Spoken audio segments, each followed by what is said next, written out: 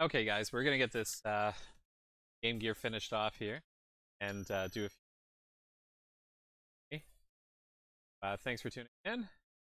Questions? Asking. Oh, okay. Game Gear here, and we're going out. Check the double check that, and then take the power board out. Caps on that. Soundboard's already had the caps ripped. Sorry about that one.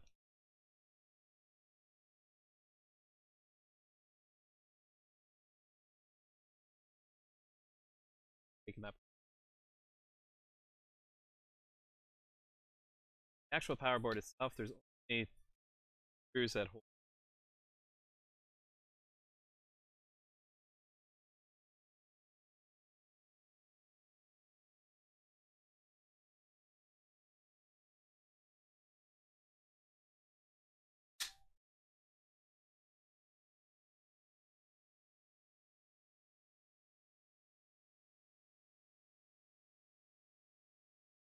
Out of there.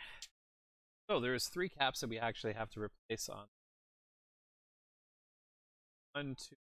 They are through back here.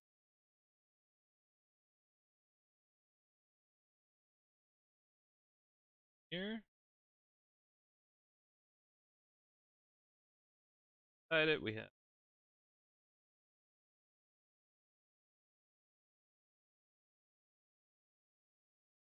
and that we have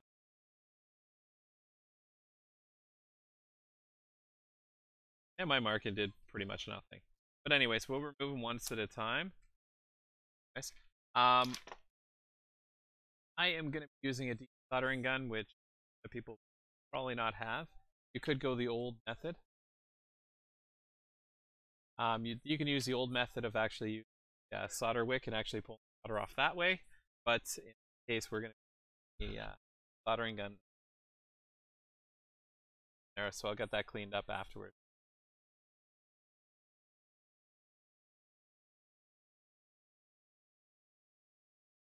Okay.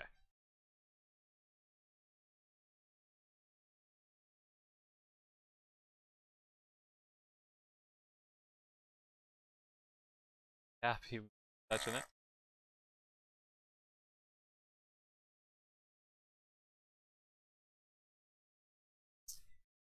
This one cap is a 6.3, 820. I've already pulled the caps out ahead of time. A little bit of time. 820. They've actually provided on this guy actually show that that's the negative, the other side's a positive. So line up the white to the white.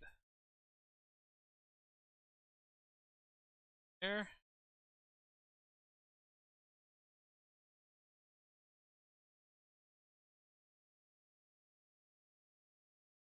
Iron.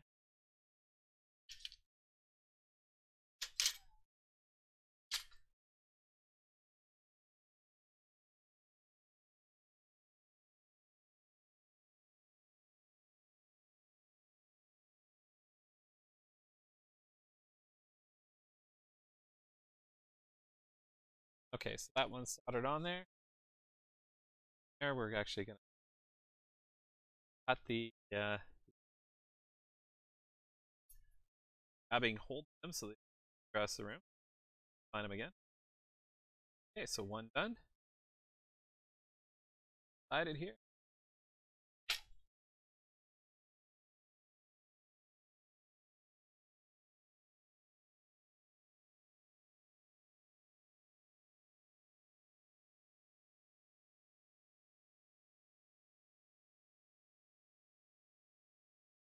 Cap will operate it. That one. 25 volt.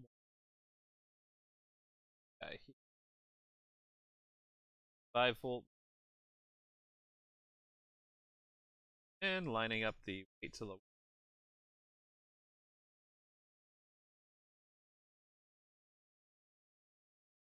thing you can do to actually hold the caps in, actually fold it back.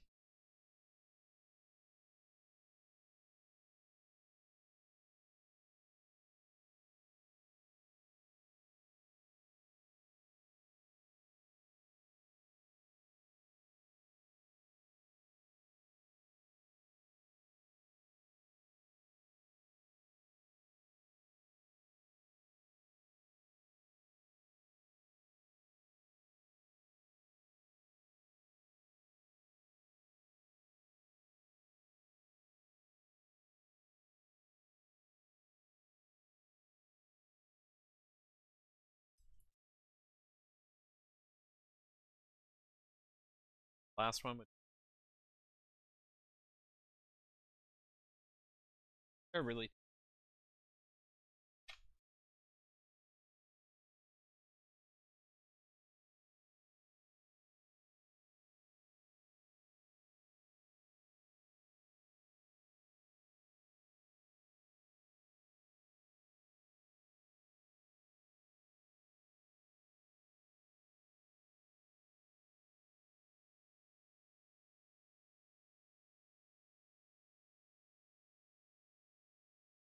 okay.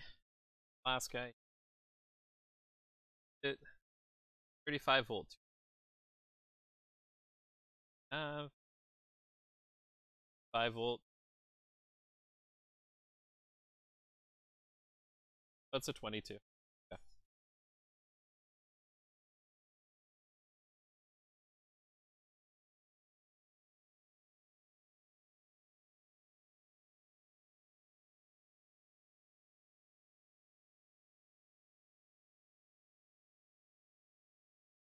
Line up the weight to weight.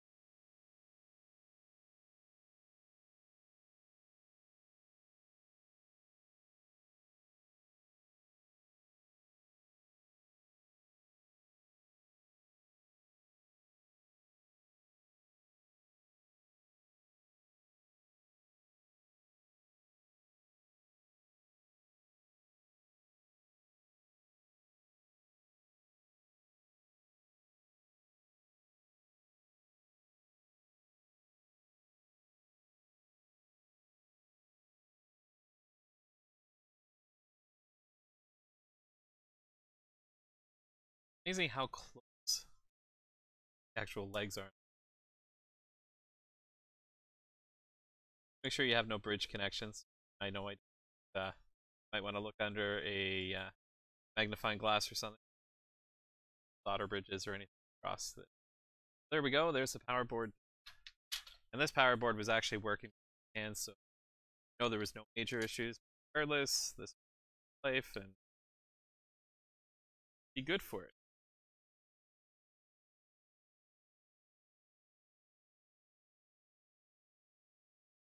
Kind of important to have on there.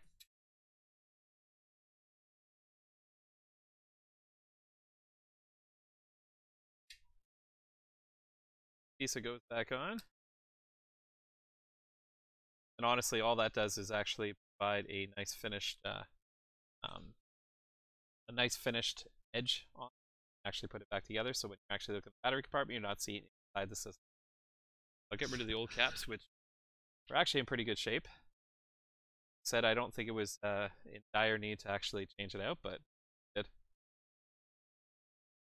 Okay, so the system here is much done. All the caps have been replaced, all the surface mount, electrolyted, I can't say anything. How about radio? The radio caps were all replaced with ceramic capacitors. Have to do with this. Actually, just clean it up quickly.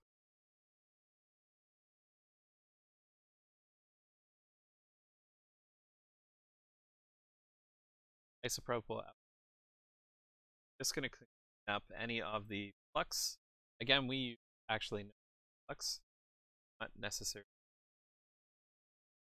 need up. It's cause any problems or anything.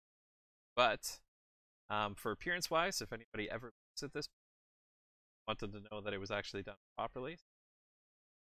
Quick little.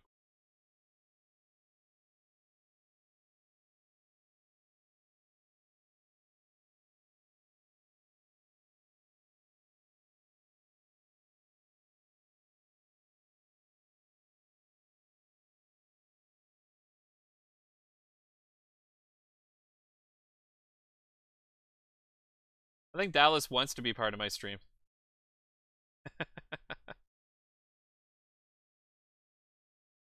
Okay.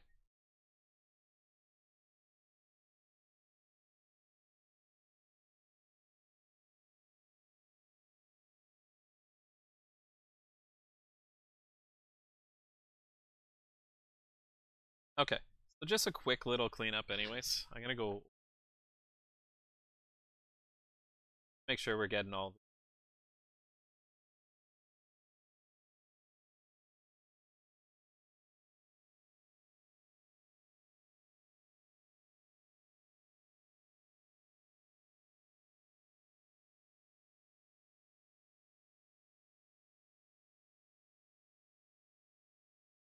here, very, very specific, what I'm going to be doing is just looking up the cable connectors.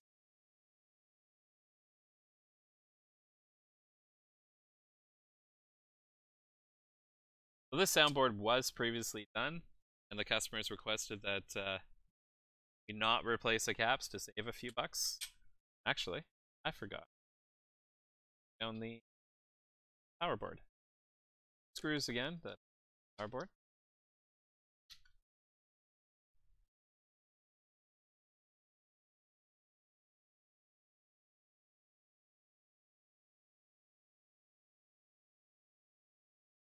If you're ever curious what the hell to do with legs that come on actual caps, a lot of different uses. I've got a crap ton, but they work great as bridges for connections that are bad. So if you have a bad trace or anything, you can use it as a bridge between them because they're extremely stable and firm. They don't bend, so they do work extremely well because you can shape them to whatever shape you need. Okay, so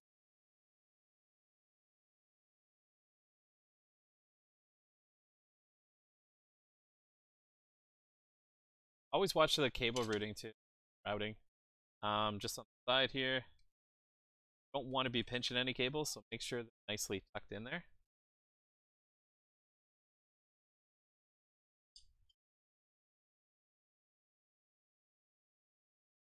Power board's hooked up, speaker up, sound up.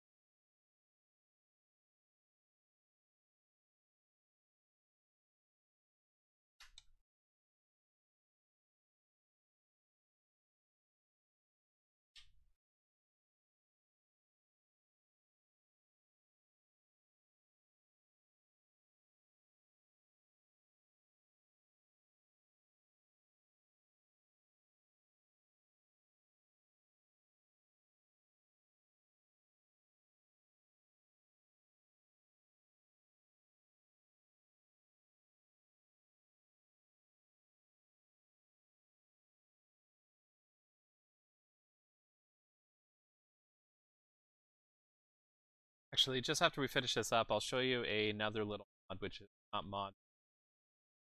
There are a ton of accessories for the Game Gear system that a lot of people may not be aware of. Show you one that I have.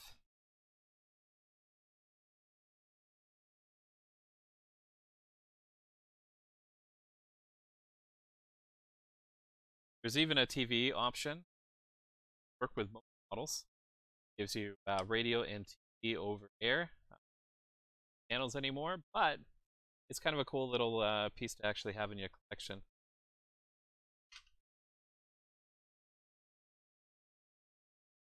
Special security bit on this.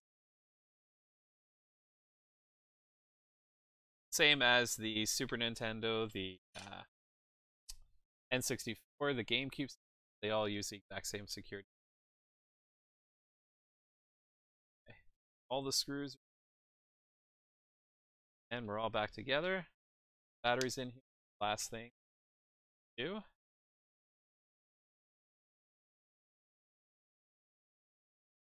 Just to verify 100%. So one of the boards wasn't giving any power, and I had some time aside that I wasn't. I checked it out, and it was actually just. It was only given a small fraction of the overall voltage of the batteries themselves, and this is actually the backing that was being. So now working.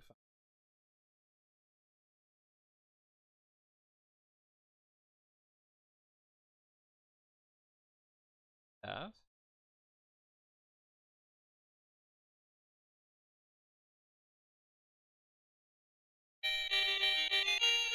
Only because you can't hear it otherwise because of the gate. Have good sound on it. And it is a fun game. I mean, like Tetris, but different.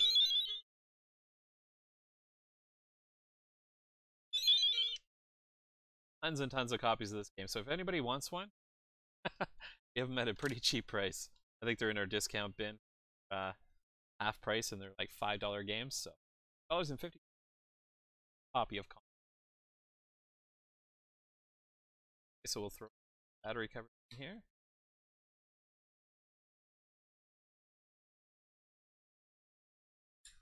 And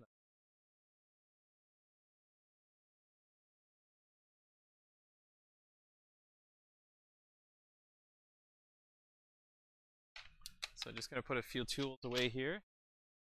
And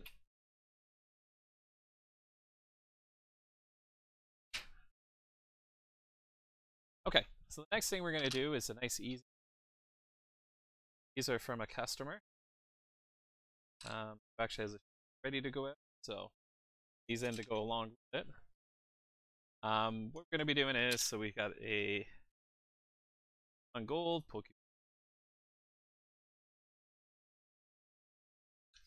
that need battery replacements, which is very, very common. So the batteries themselves are basically your save games. Battery dies, your save game dies. The issue is, for the part, you can't actually battery and keep save games. So even if your battery, you're like, what? I know my battery's getting low. You can't actually swap out the battery. What I'll do is I'll do a stream later on how you can not foolproof, but how you can actually go about information or retaining the information while you change the battery. A few different techniques. At the same time, we're going to clean the contacts on them. So this fiberglass pen, very, very non-abrasive, but it works at actually polishing content. So quickly, without applying any pressure,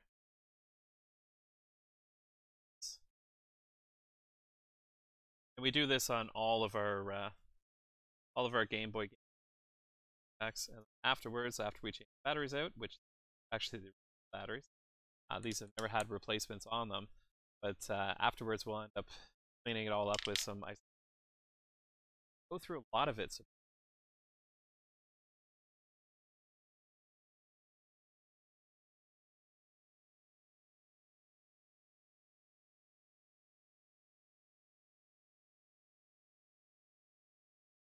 not the right tip. Go back to our full size ones. Second.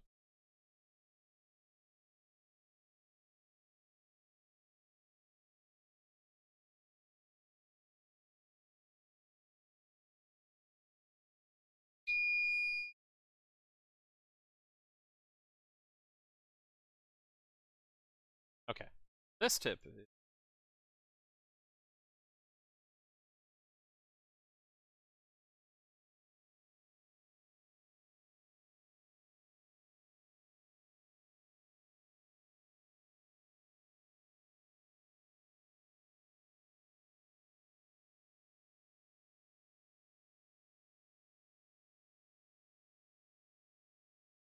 the other thing we're soldering braid. Have in my hand.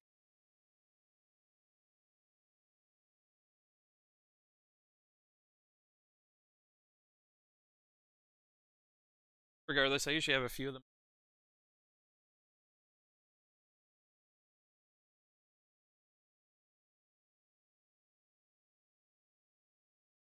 Solder on there. It gives us a connection. Gets rid of the leaded solder.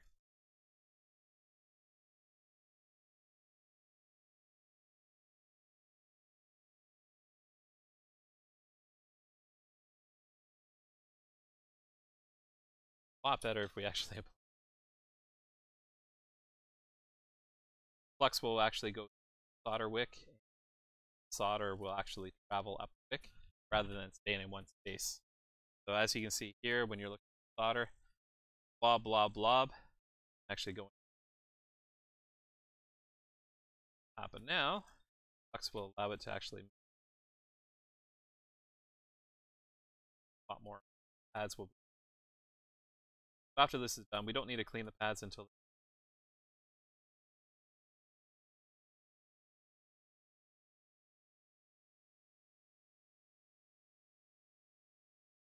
Okay. Big looking pads there. Grab a couple batteries here.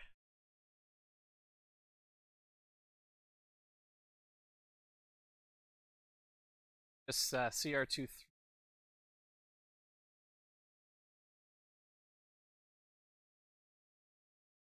032 batteries. That's better. That's in here. They have the solder point. You have to back up. Is plus is at the top side here, and that's the top side. So top to top.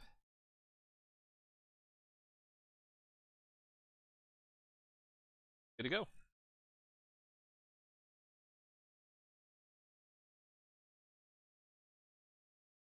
Actually, just give you another little trick and I did.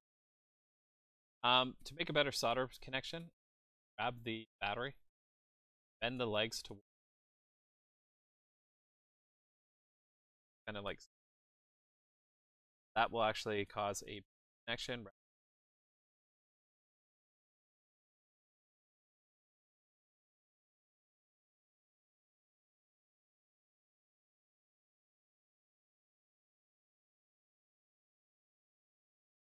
By a decent amount at itself.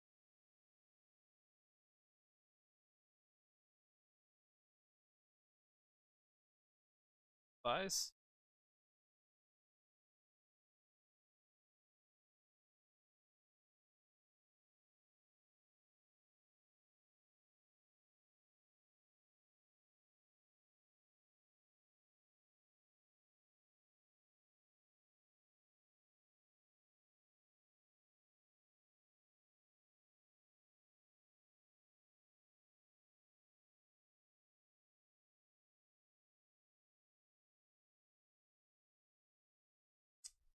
Okay, so there we have the replacement batteries. Last thing we're going to add here.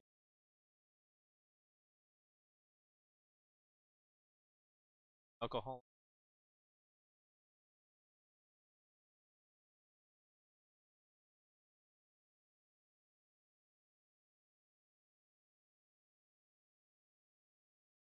So just to show you, I'm picky about my actual soldering, what it actually looks like.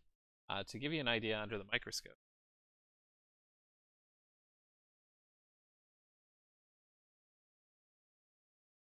So as you can see there, the actual solder itself is solid color, globs nice round shape to it. Nice solid connection, solder joints there, nice and shiny, which is exactly what you're looking for with leaded solder. Nice shiny smooth surface. Basically tells me that soldering knows. I've seen some really ugly soldering that ended up working. Surprised the hell out of me. It ended up working. Okay.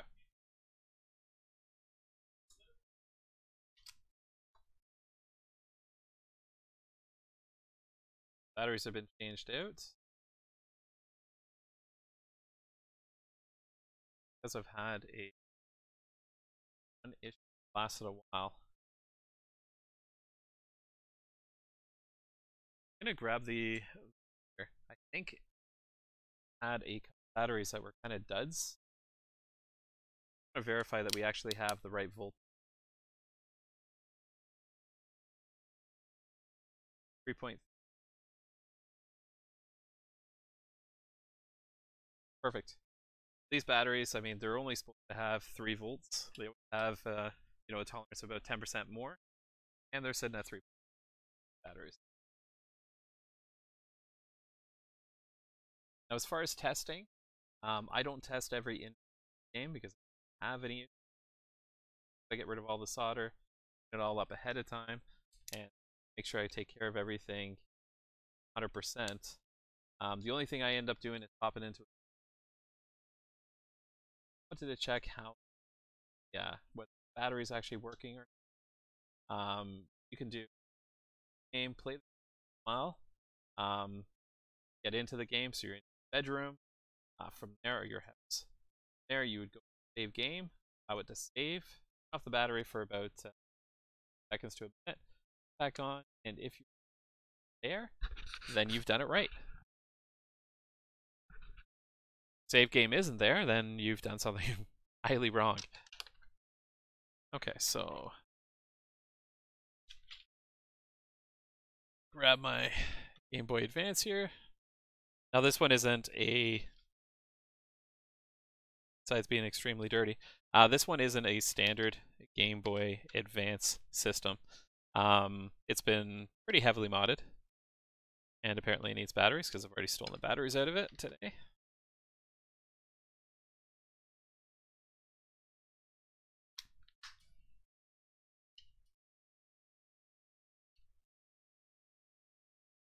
Let's try that. Okay.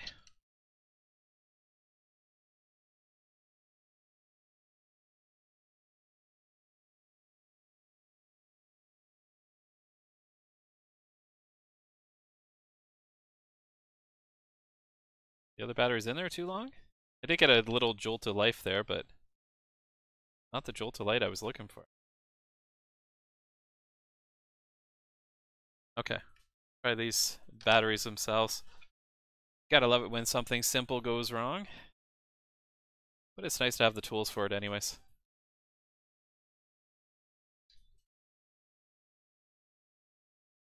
.5 volts. 0.5 volts. Problem's not there. Gotta love it when one thing turns into another thing, turns into another thing.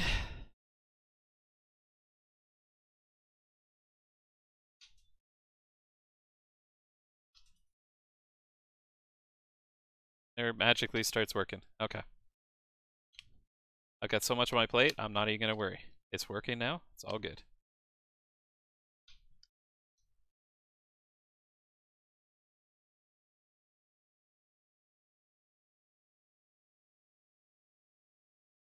Pokemon Silver, good to go.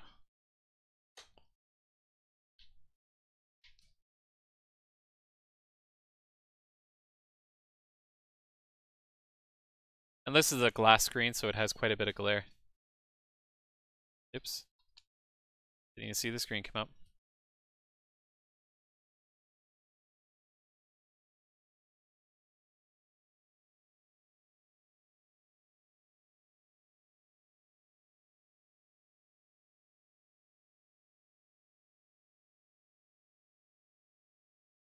Okay, in a minute. Should. Wow, I don't remember this intro being so long. There we go. So Pokemon Gold. Okay. These guys can go back into cases and we can get these shipped out to the gentleman.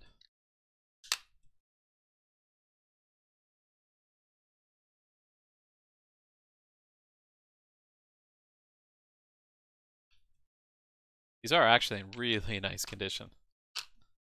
Okay. Get rid of the old batteries. There's only one here, which means I've probably thrown the other one out. These tools.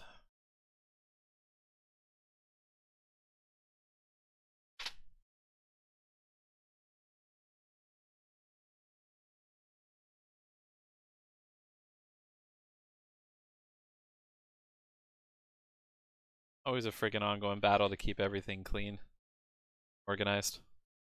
That's gear system. Right.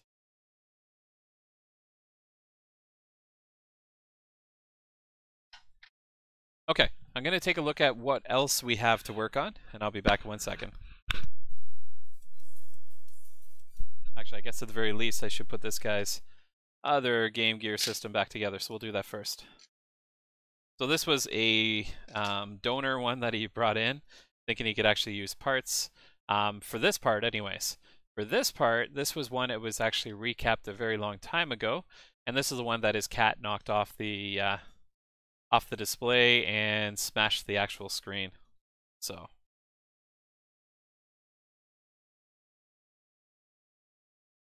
It no longer works. The only option at this point is to go to something like the McWill mod, which is extremely expensive.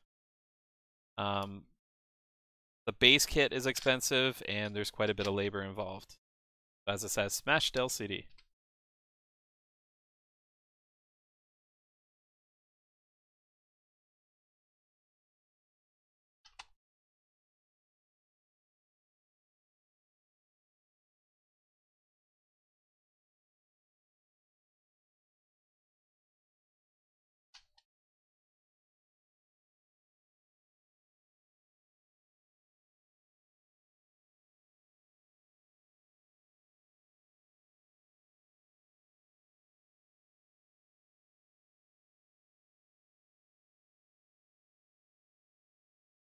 Always good when you try and put a screw on top of a screw. Doesn't work very well.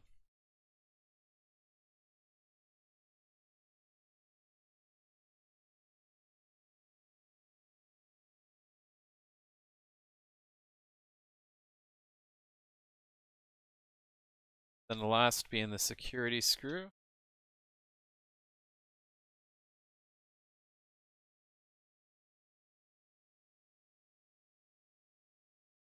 I think he gave me, yep, gave me battery covers for them.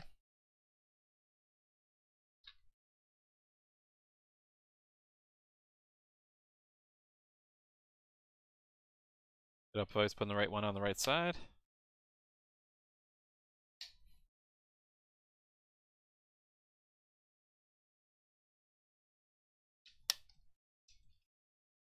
There we are.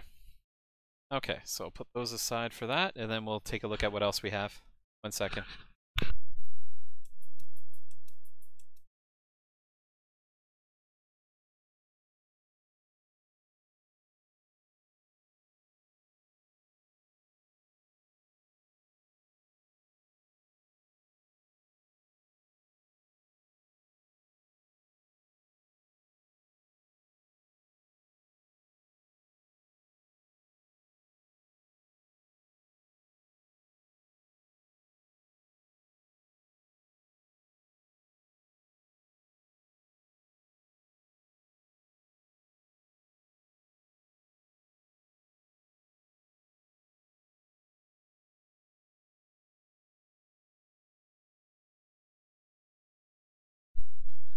So here's a system I hate working on.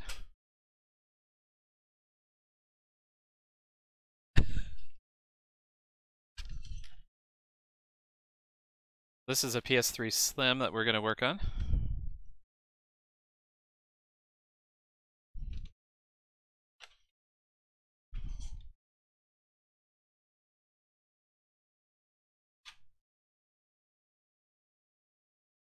We're just going to remove the 2 screws that hold. So this one here is not reading discs. We'll turn it on in a second just to verify anyways.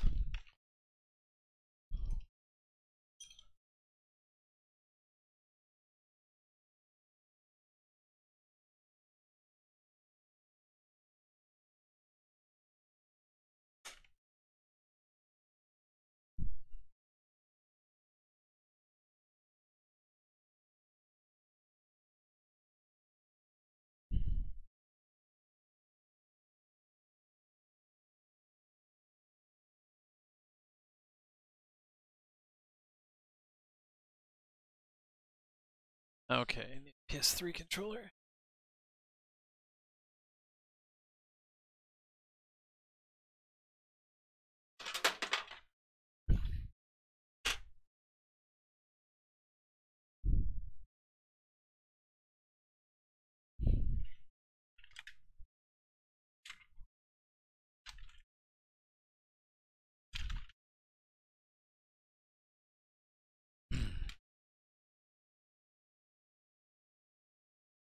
Okay.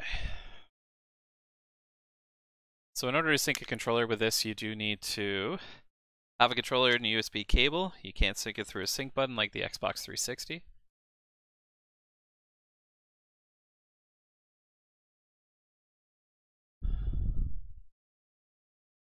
And it's doing something. So it turned itself off, which would be interesting.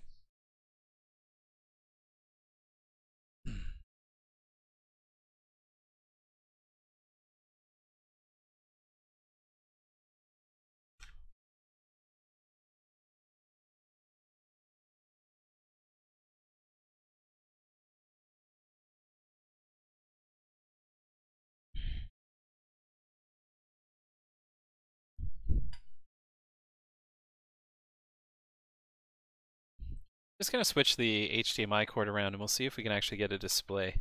I don't know if the Slims do the same thing as the PS4s or not.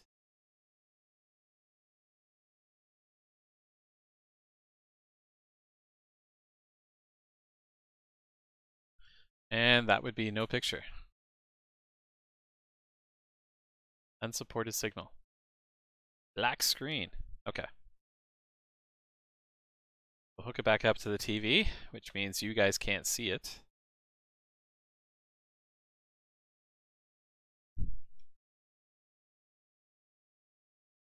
Go into the settings and change it so you guys can see it.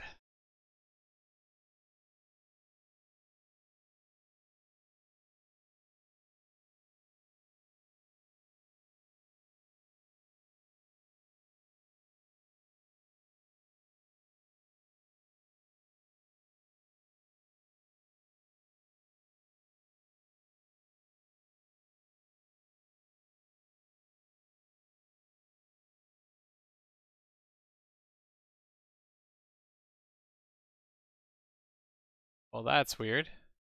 Trying to go into the video settings. I kind of give you an idea without giving you an idea, because you got to turn your head sideways like a parrot. It actually won't let me into the video settings. Oh, you know what? Maybe it's a controller. I think I got a flaky controller here. Okay, just gonna change this out with another one. I think it just keeps on exiting me back to it. Back 1 second.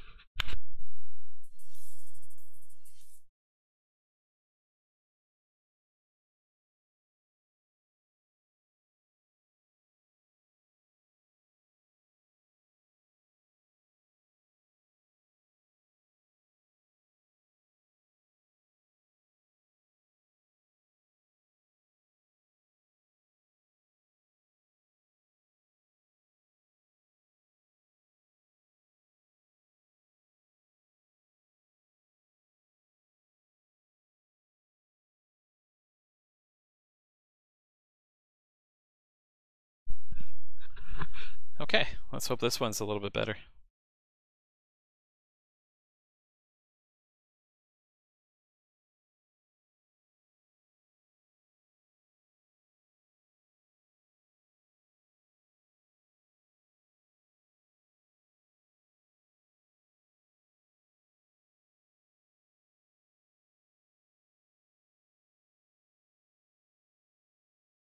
Now, I haven't used this one with the actual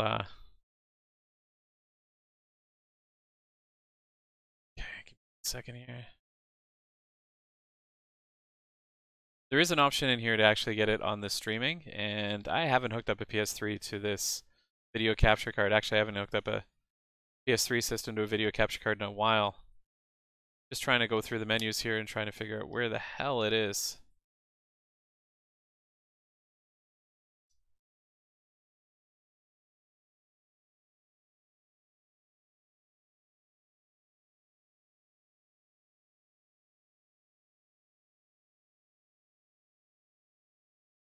It's not in any of those. Okay, you know what? Let's just go ahead with it. So I'm just going to put a PS3 disc in. We'll see what actually happens with this system. PS3 disc going in. Closing it. Here's the laser trying to go.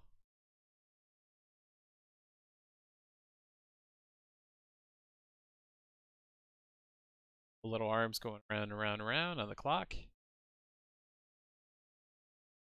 Definitely spinning the disc okay. Good start anyways. And not reading anything. So if we go game, there is nothing there. Didn't read the game. So that does mean we need to change it out.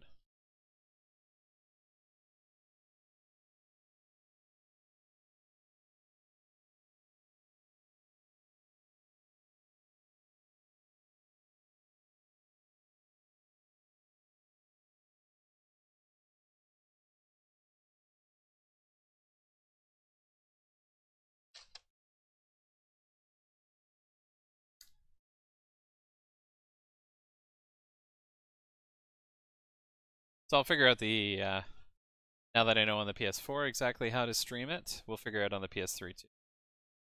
I know there is a technique. The other technique that we're trying to get established is actually for the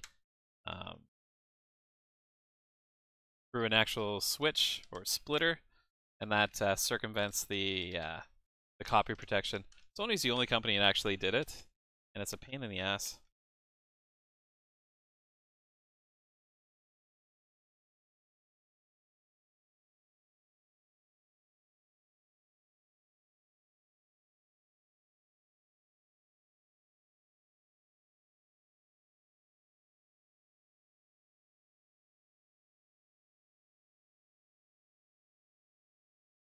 I don't know those. It's been a while since I've actually taken one of these apart.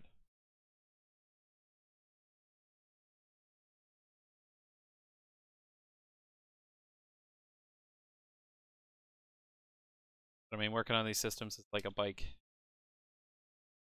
Forget how to ride a bike.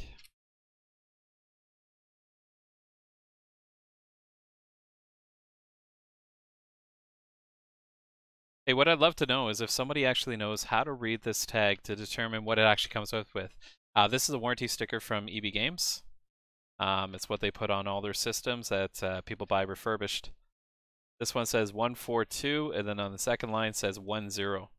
No idea what it actually says or what it actually means. I don't know if there's some kind of date code in there or. Very, very curious. So there are more screws. They're just underneath these plastic pieces here.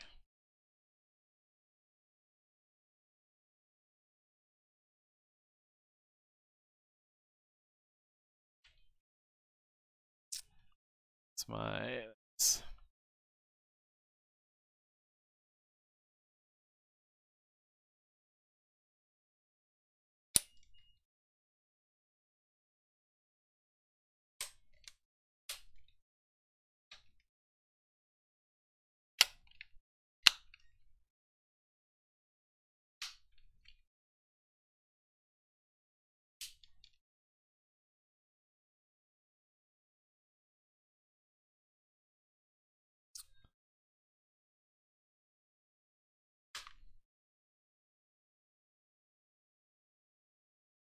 The one side's off.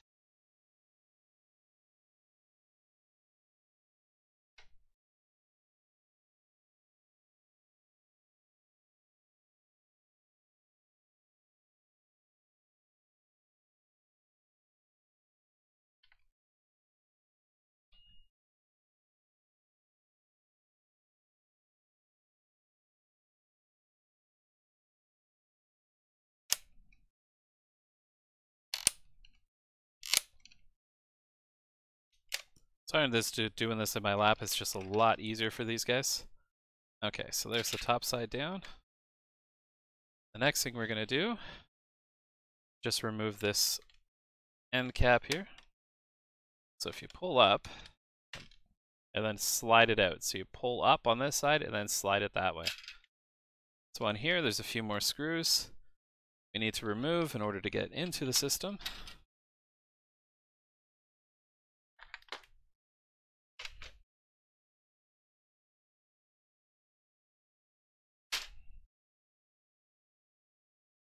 Okay. There it is.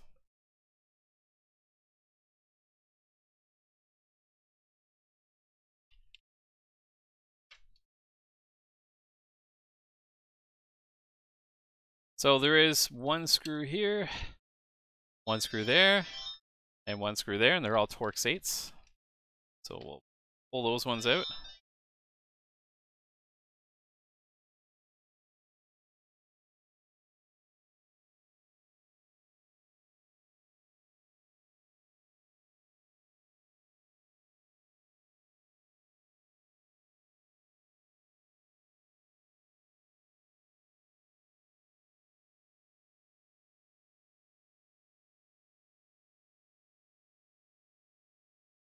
That'll be this one that's being worked on right now.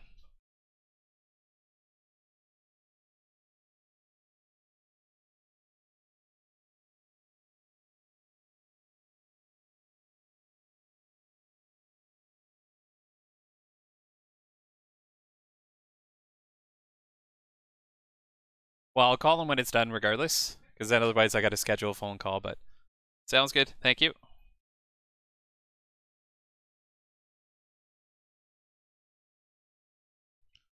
Okay, so there's the top cover off, exposes the innards. So on this guy, this is actually the laser assembly. That's the part we're going to be working on here. So the first thing is getting this ribbon cable off. And then there's this other ribbon cable here. And it is a lot easier to put it back together because this actually lifts up. So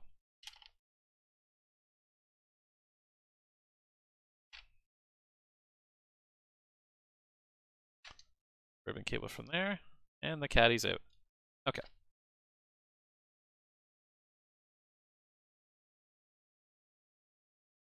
Most likely we don't even have to remove this ribbon cable here.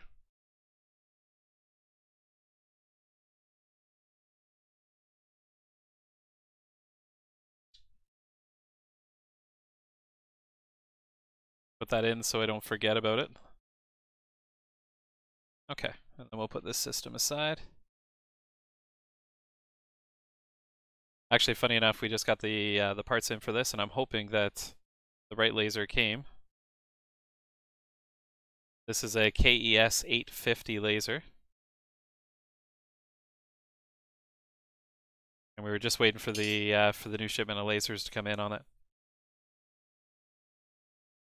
So, there's retention clips on this which actually hold it in. So what you have to do is just pop that up. Retention clip comes off. Oh. That allows the actual arm to slide out and the whole entire laser. So we'll open up this package over here. It's just full of a bunch of different goodies.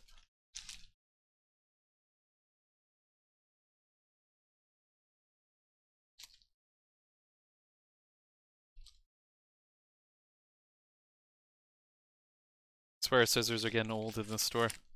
No longer cutting as good as they used to, or as well. Oh yeah, lots of stuff in here. And not labeled at all. Awesome. That's always fun. These ones are labeled at least.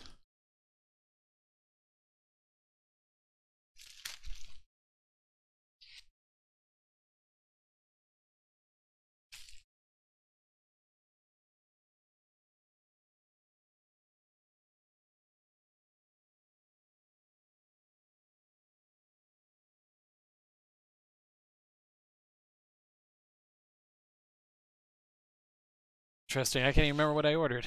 But let's see what the hell these are. Oh, I know what these are. These are Wii U batteries.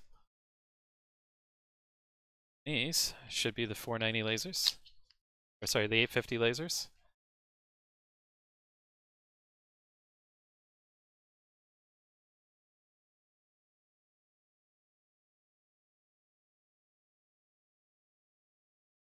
Always be careful when you're working with these that you're not actually touching the laser themselves. Okay, so what we have to do first off is pull this little arm out. And we're going to take off this little piece here. Need a very small screwdriver. There's one screw that holds it on.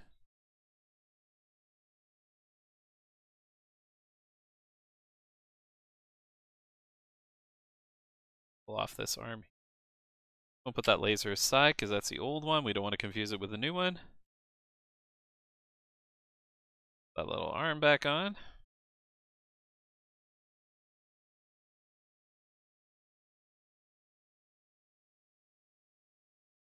Don't over tighten these screws. You're screwing into plastic here, so you don't want to screw any more than you have to. That arm goes back on there. Laser gets positioned there.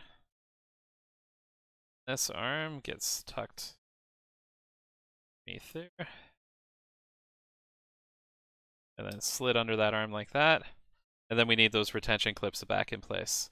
So, as you can see,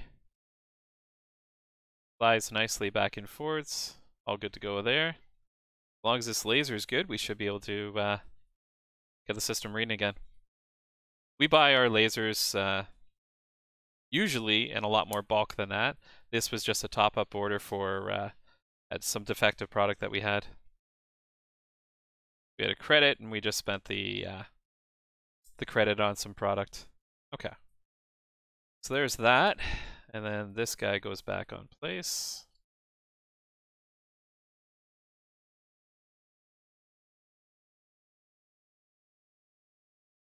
Then that's held on by the little rubber vibration pads.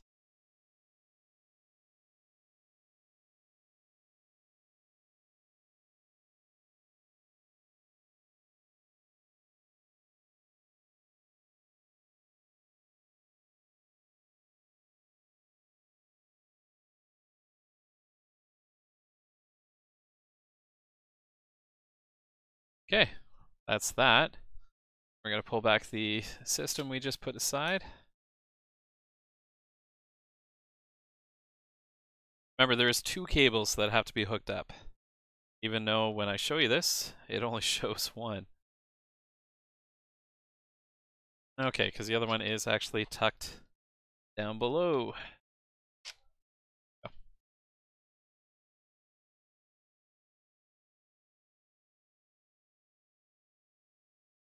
There is actually little arms that the platter sits on, or the deck itself.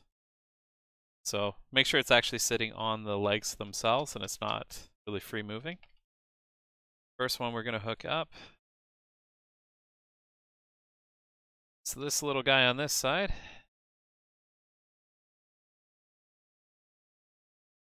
Which is always such fun.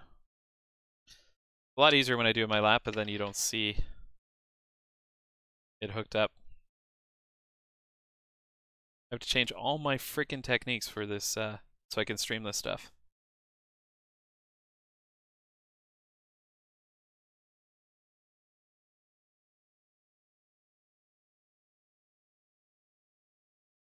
This is why sometimes I actually take it out ahead of time. You know what? Actually, it may be easier. The laser on there first, because it's a bigger cable and actually has a snap on it, so.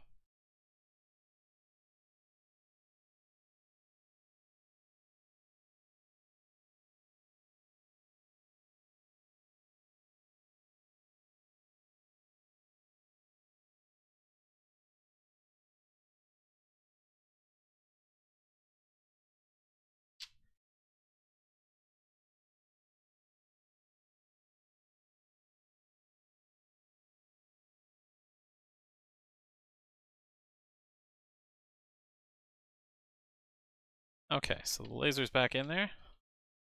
Now, I'm going to push in this other little piece here.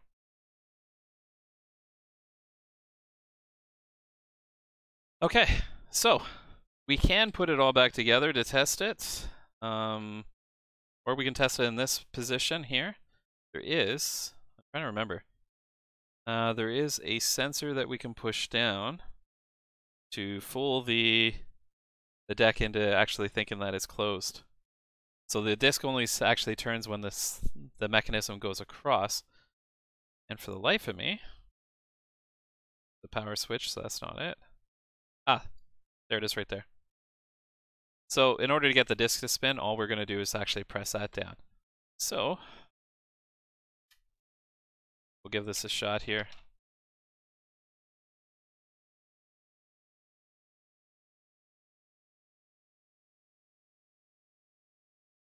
Get the system powered on at least to start with. Give you the nice sideways shot of the TV.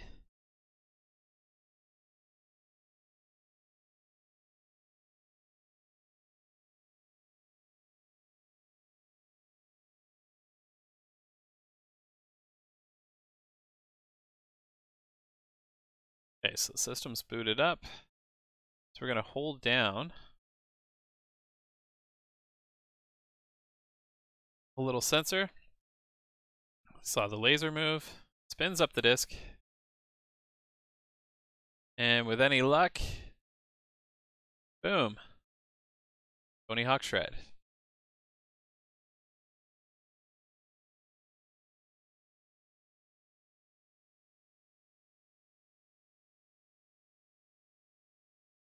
There we go. So reading games perfectly now. Okay, so we do that. That simulates that the drive has been opened. And we can pull the disk out. Okay.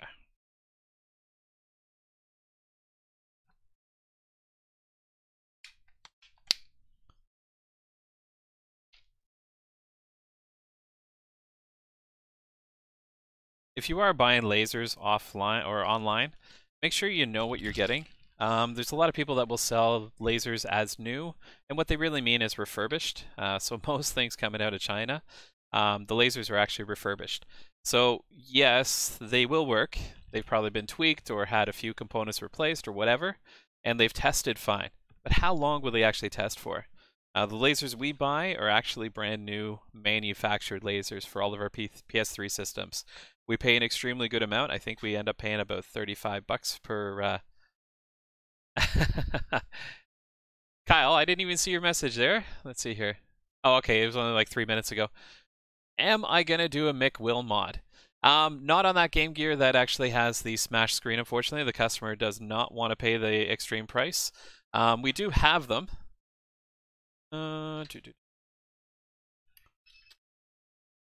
Somewhere around here.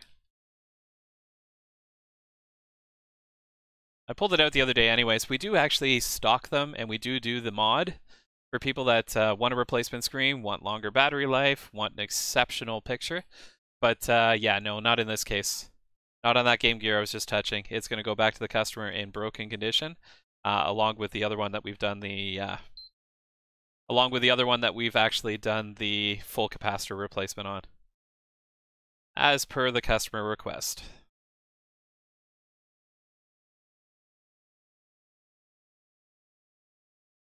Where are you from, Kyle?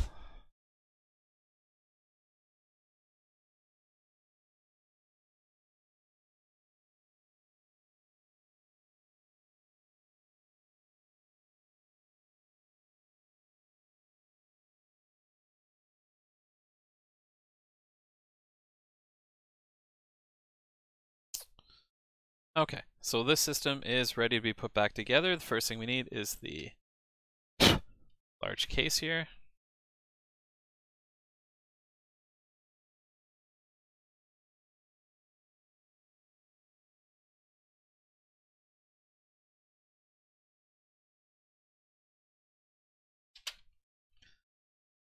I'm a huge fan of the McWill mod, especially when you're looking at the battery life on the thing. Game Gear systems, great systems. They were just released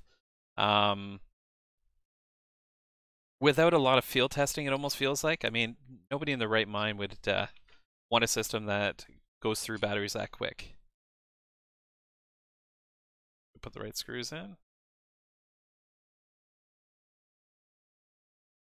Like I said, I am rusty on the Super Slims only because I haven't done too many of them in the last little while. So I used to do a lot of them going back about 3 years ago. We don't get them in as often as we did, only because we don't like selling them necessarily, so we tend to sell them at a pretty aggressive price. The systems themselves were fine, but I've never liked this idea. Most people have it in a cabinet of some sort. They don't have it sitting on top of a cabinet, so this design just doesn't work. It's no idea why they thought this was the perfect design for the system. But I know a lot of it has to do with cutting down costs. It's cheaper to do a sliding lid than it is to do multiple motors and such to actually control it. Man.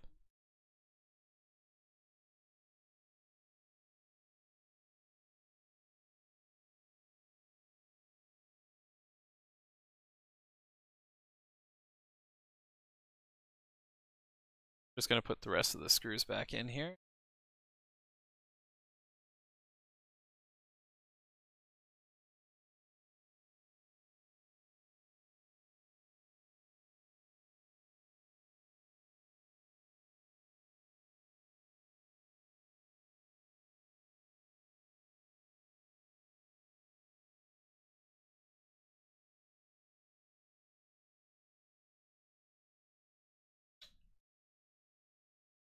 So top plate on.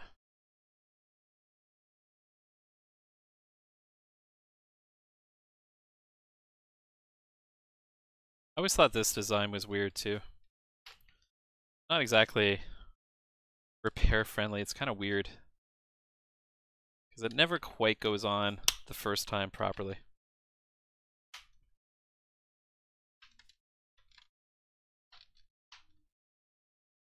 Always just feels cheap. Okay. So one more screw on this top side here.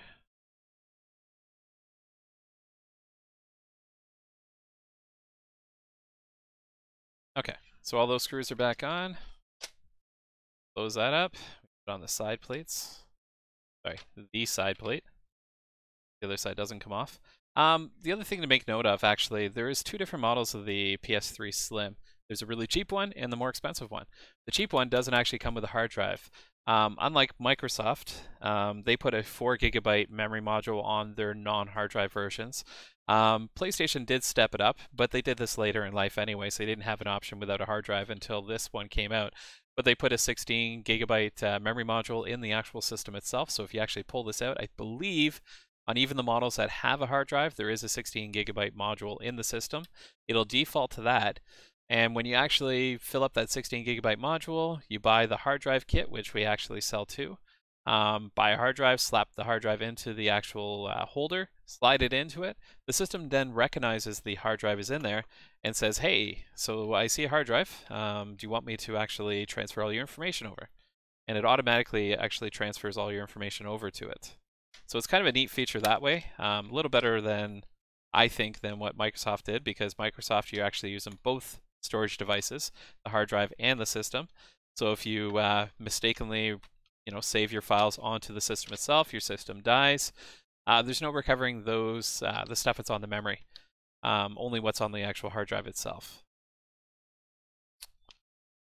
Okay, so now we got the screws on the bottom here, the long black ones.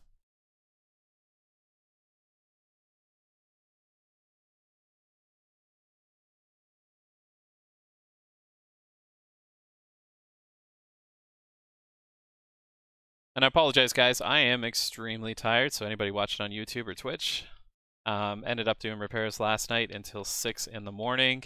Got a little bit of sleep, came in for 1 o'clock today. Finish off. But we are swamped on repairs. It's a good problem to have. Okay, so I'll put a warranty sticker on that afterwards. I won't bore you guys with a new warranty sticker on there. We do need the little rubber feet that go on the corners. And funny enough, right in the middle over here, whereas there's nothing that goes on there, it's just a warranty sticker. Okay, we'll see what else has to be done. I'll be back in 1 second.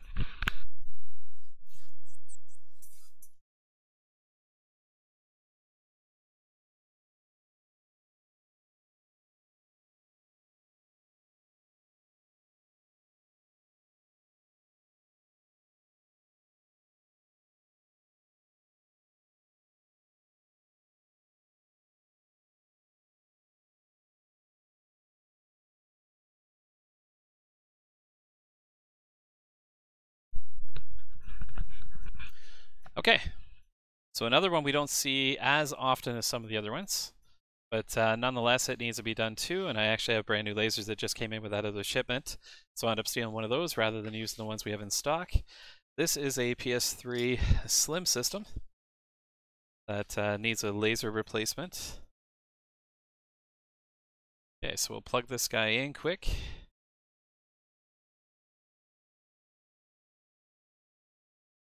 Just to make sure that it is actually what the customer says it is.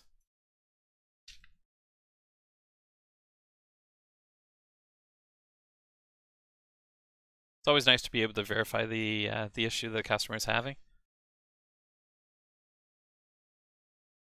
This is an extremely dirty system, so I'm not looking forward to actually popping the cover open on it necessarily. Get rid of that old laser. Clamp some of the tools we don't need.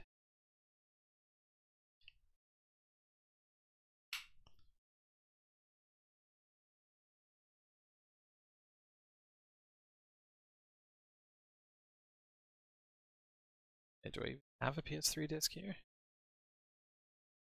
No, but I do have a DVD. So we'll see if it actually reads anything. There's actually two lasers in a PS3 system. One that reads DVDs and one that reads Blu-ray discs, and the Blu-ray discs are what the games are, so it could very well read this one, but nothing else. And it did. Okay. So we know there's no mechanical problems with the drive as far as loading the discs and everything else, but we do know that there's a problem with actually reading them. So I'm just going to grab my PS3 disc and I'll be back in 1 second. Oh, actually, I got Tony Hawk right here that we just used.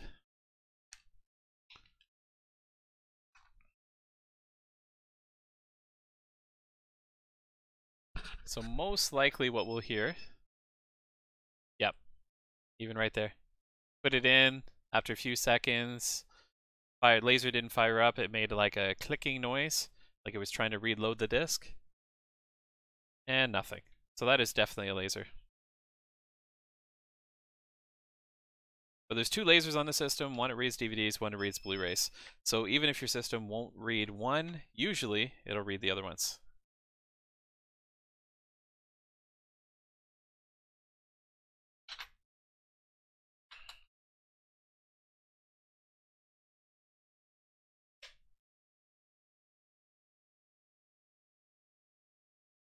This guy's never been opened, warranty stickers intact. And we gotta remove all these. The one that we don't remove, and that's by the hard drive.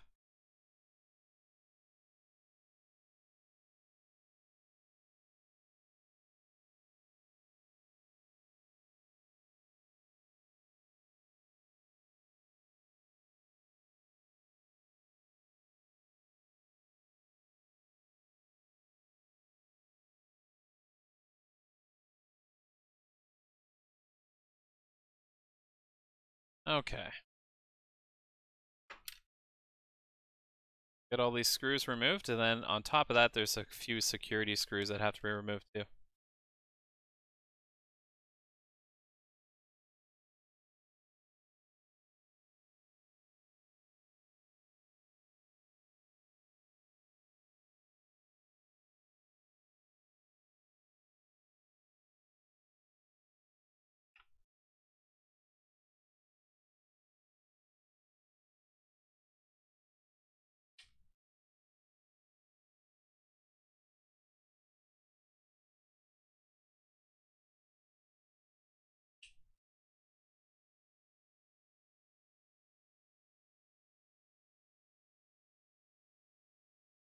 Funny, during a stream, somebody was asking me the other day about wearing the 2 rings. This one here is actually my wedding ring, which is 18 karat gold. There's 32 black diamonds around it. That's my official wedding ring. This one here is actually my first wedding ring with my current wife. We actually did get married twice. Once because my mother was passing away, and we didn't think she'd make it to our full wedding. But then she ended up making it to our full wedding, so she got to see both weddings. And that's the reason for the 2 rings. The first one was kind of a rush, nice and cheap kind of wedding. Okay, so I'm going to talk for a second about the model. You can tell what laser it is just by the actual screws. So if you see 4 screws like this guy, it's going to be a 450D. D as in David, AA laser. If you see only 3 screws rather than the 4, then it's going to be a 450 AAA laser. So those are the only 2 you have to make sure that you get right. You can use a 450, I'm pretty sure it's a 450 AAA laser in either model, and you'll read Blu-rays no problem at all. The issue is that with the wrong laser in there, you will not get it reading DVDs. So no movies on DVD, but all the Blu-rays will work fine. So, I mean, it's not the end of the world because most people have a DVD player of some sort, but yes, it does make a difference.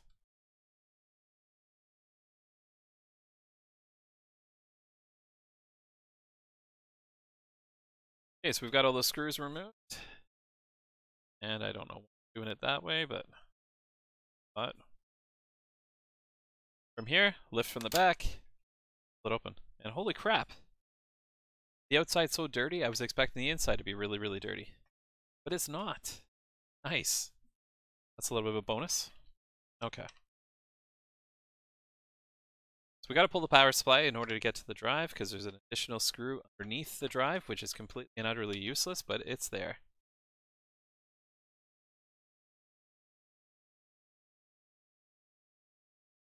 And actually on the EAA drives, which is on this one, we need access underneath anyways, because we need to remove all the ribbon cables that are on here.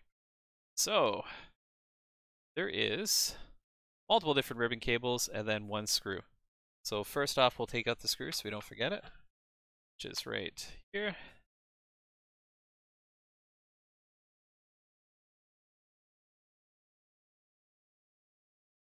And most of the time I don't put that screw back in. There's really no purpose for it, to be honest with you. It's not like the drive's going to go anywhere. It's held in place already. So it's going to pull up on the front of the drive, which moves the front faceplate. And then underneath that, there's actually the laser cable, which can be a pain in the ass to get back in there because you have very, very little room.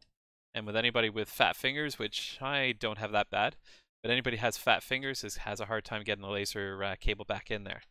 We'll talk about that more when we put it back together regardless. So, PS3 systems, we do not replace just the laser. All the other components get a little bit old, so even if you replace a laser and it doesn't read, what's the problem at that point? Is it the actual drive assembly? Is it not lubricated properly or something along those lines? So what we end up replacing is the whole entire mechanism. So the whole drive tray. So it's the motor returns to the disc, the worm gear that moves the laser back and forwards, and the laser assembly itself, all in one piece. The success rate of getting units that are actually working is a lot higher based on buying it that way too. Two more screws here, one screw on the top, then two at the back.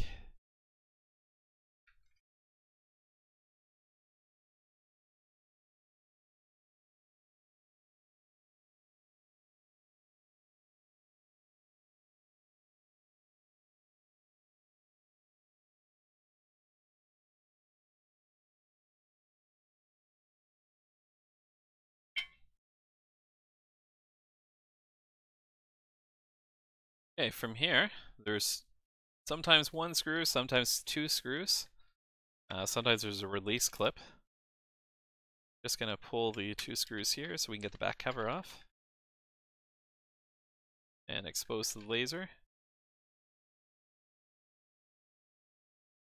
Centerpiece comes out. Please make sure you put that somewhere safe. It does have to go back in. It sucks when you have to put the system back together and forget that piece. Trust me. Okay, so the next thing we need to do is actually remove this assembly here. 4 screws. Sometimes there's 4 screws, sometimes there's 2 screws, depending on the model. They've had so many variations from the engineering department. It's like everybody had a better idea of how to improve it. Some that have 2 screws, some that have 4 screws, and a lot of them are not interchangeable as far as the screws go. You can't even keep a screw container just in case you lose one or something. I'm just going to open a drink here.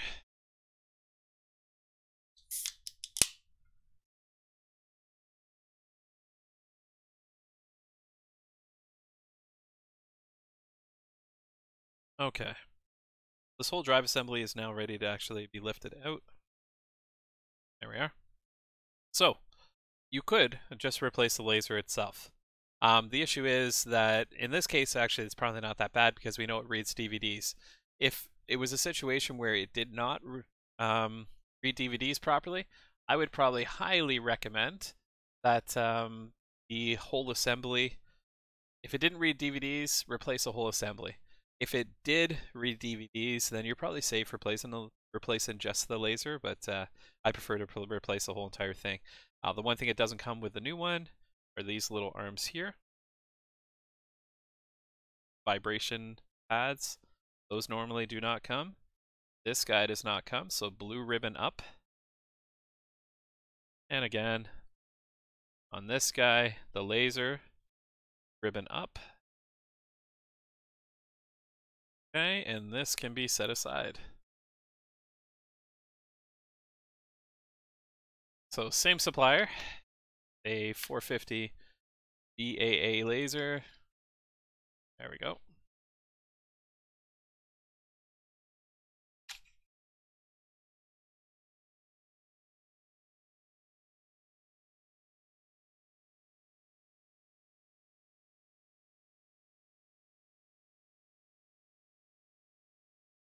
And this was shipped, so you want to make sure that, you know, the actual laser arm moves back and forwards fine, that there's no bent arms on it or anything to cause any concerns, because again, the last thing you want to do is put this thing all back together and find out that you have problems with it.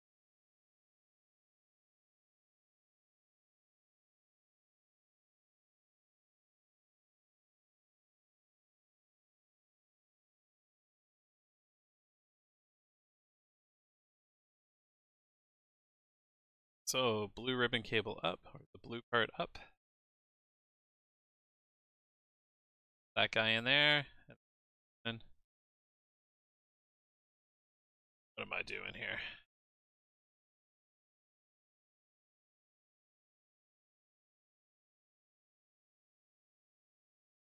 Okay.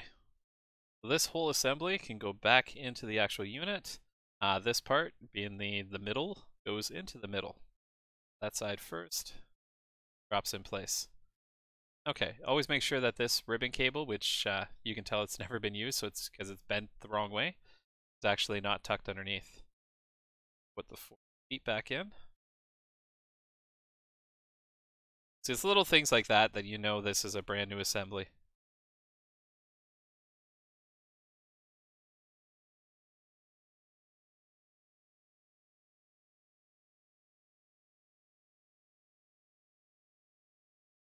Now the fun part. So what I tend to do is push the laser all the way over. There is a side effect of that, and side effect has to do when you actually put it back together, and if there's a lot of ribbon cables out of the actual drive, sticking out of the drive when you actually lock it into the motherboard, you can actually sometimes pinch this. So it actually gets pinched and it won't allow the laser to move back and forwards on the actual disc. So you just got to be careful of that. What I usually do is before I bolt it down, put the system back together, I'll power it on, make sure the laser has free movement. And the laser itself will actually stop in the middle, which will pull up the actual slack. So that's the easiest way to do it. But for assembly, because it has to go through this hole here, it's easier if you have a little bit of length on it. So there's a bunch of cables that have to go through. These guys can go through that one, and then this bigger one goes through bigger hole. And on top of that, gotta get it over there and get this freaking laser assembly cable in place, just like that. And of course it pops back in. There we go. So these arms here, this one tends to go on top, that one goes underneath. We kind of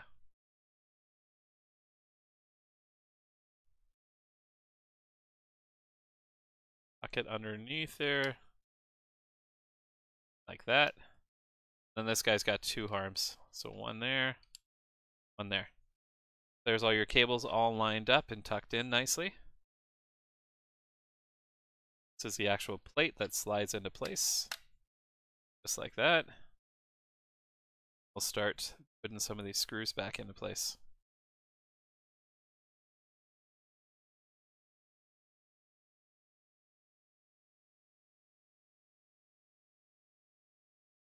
It's not the right screw. It's the right screw. Oh, there it is.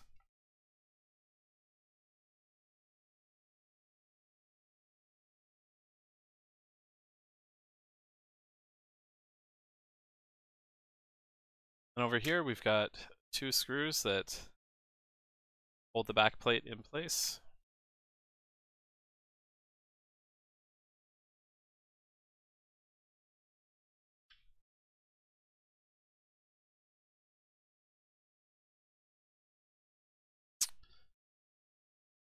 So, this is the important part. Don't frickin' forget this. Otherwise you'll be putting it together and wondering what the hell is going on because it won't spin your disc properly.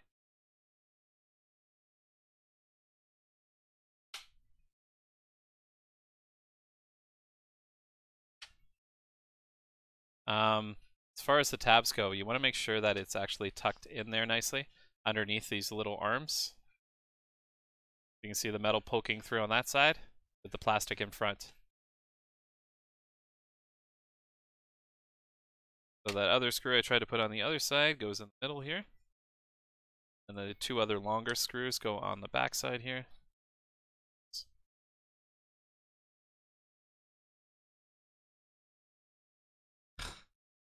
Butterfingers.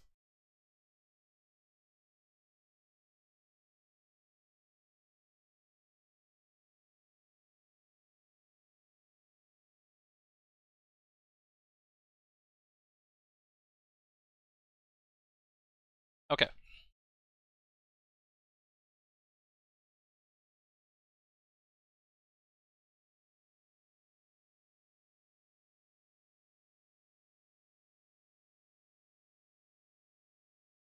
You know what? I think I may have forgotten one of those screws.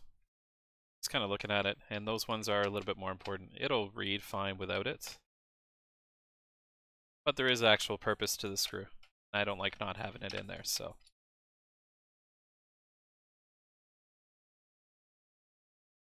A little bit of a pain in the ass, but I just want to verify that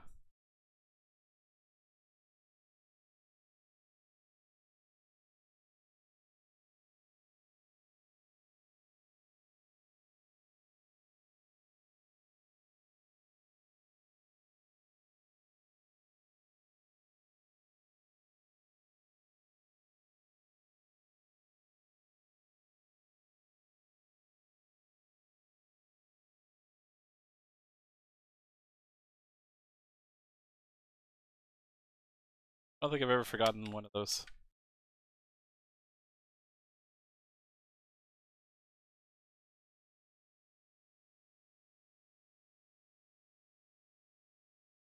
Yep, actually, I did. So, start this whole process over again. Lots of practice for you to watch. Okay.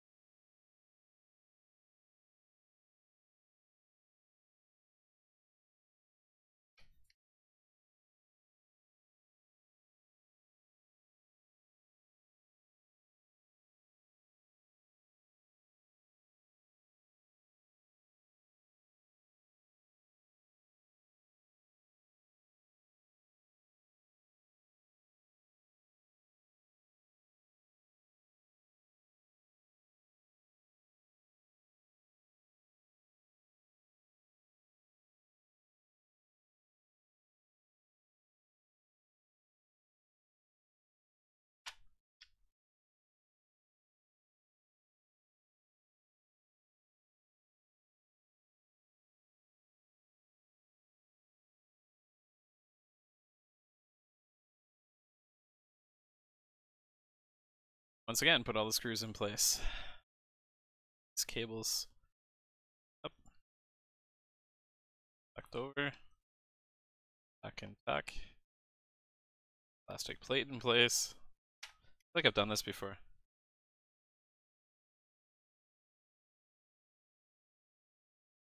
God, I keep on grabbing the wrong screwdriver. Definitely have to get some sleep tonight.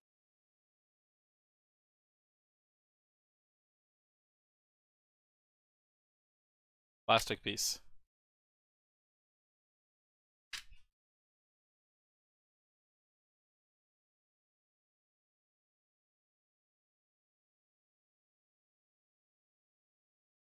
Making sure that it's actually in place there.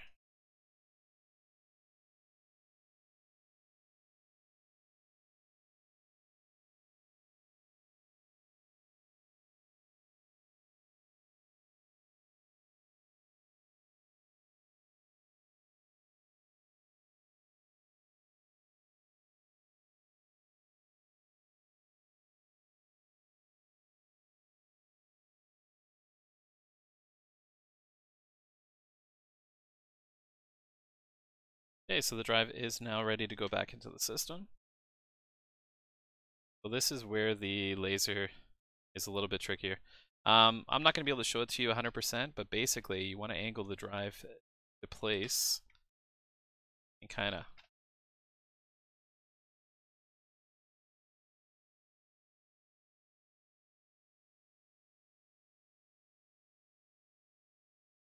work at getting it flat on there without doing what I'm doing right now, which is pulling it up to look.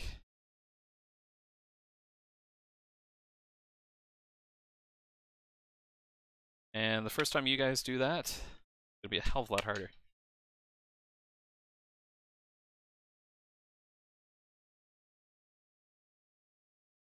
I'm gonna hook up these three, which just push in. So that new cable, it has no bend to it.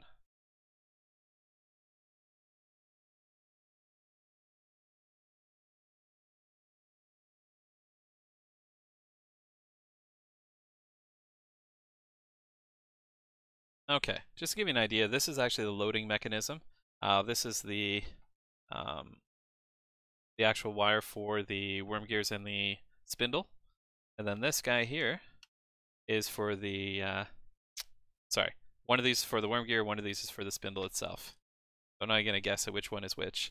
I believe this one's for the actual motor spin, this one's for the spindle, to actually move the laser back and forth.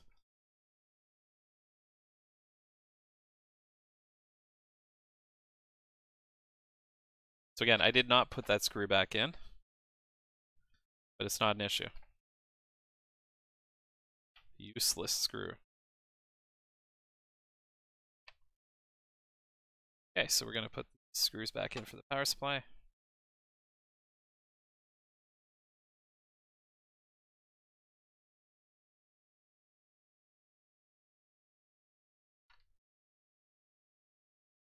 See you, Dallas. Good. It's going to be the last repair for the night. Finishing it up.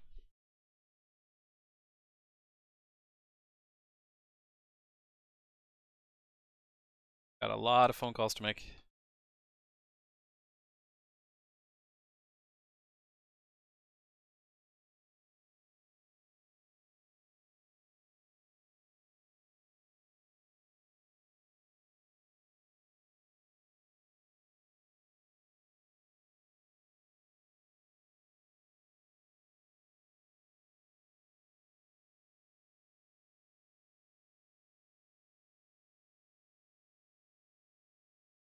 Fortunately, it's the best angle I can get you. Actually watch it. See the arm in the top right hand corner at least.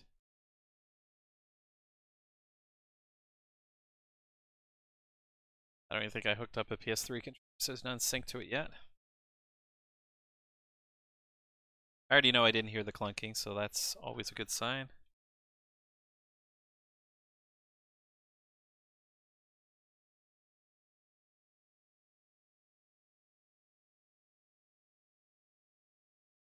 There we go.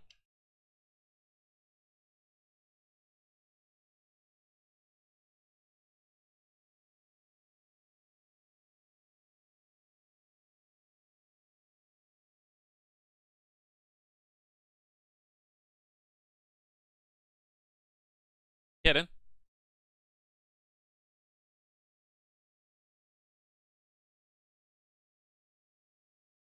These games here go with that order for Quebec. And then that order can be sealed up and ready to go. So here we are, Tony Hawk. Good to go. Perfect.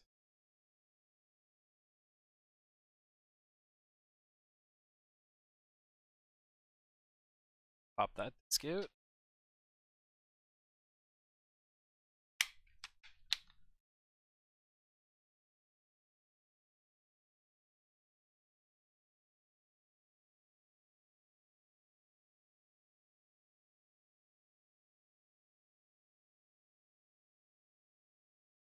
Okay, system's off, so we can take out the power and the HDMI.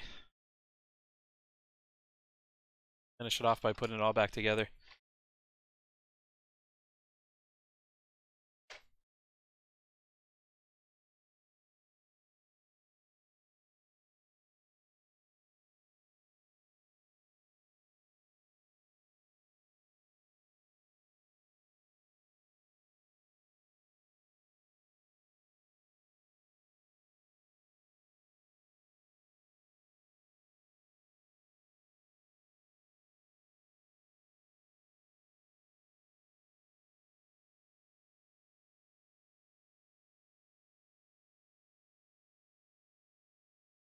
Sorry for shaking the camera, guys. Just trying to get this one done. Get home and get some sleep. Start all over tomorrow again. We might be streaming some Minecraft tonight. Let's see.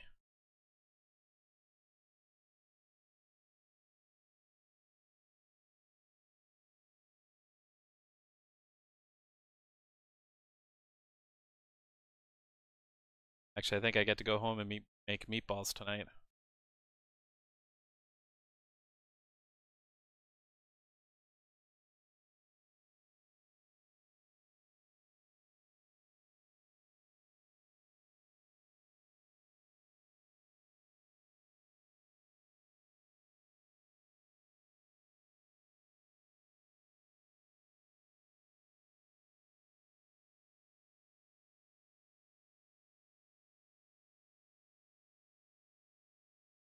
You can't forget the 4 security screws here.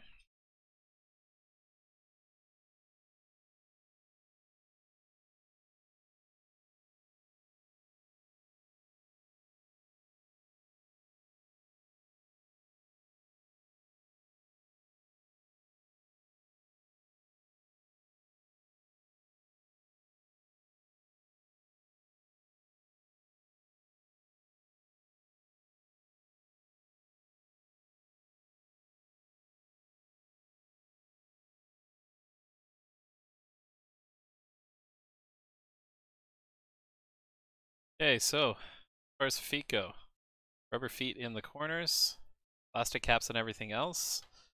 This one actually was missing 1 foot. Yeah, they're usually missing the feet. The feet don't stay in very well, so I always try and get at least an even mix of feet. But in this case, unfortunately, if there was only 1, I'd put the 2 here and just not put anything in the back. But there's 3, which is kind of, so it'll be a little lopsided from corner to corner. Okay, we have that one, which is done. And that's going to be it. So thanks for watching, guys. Appreciate it, and we'll be back tomorrow.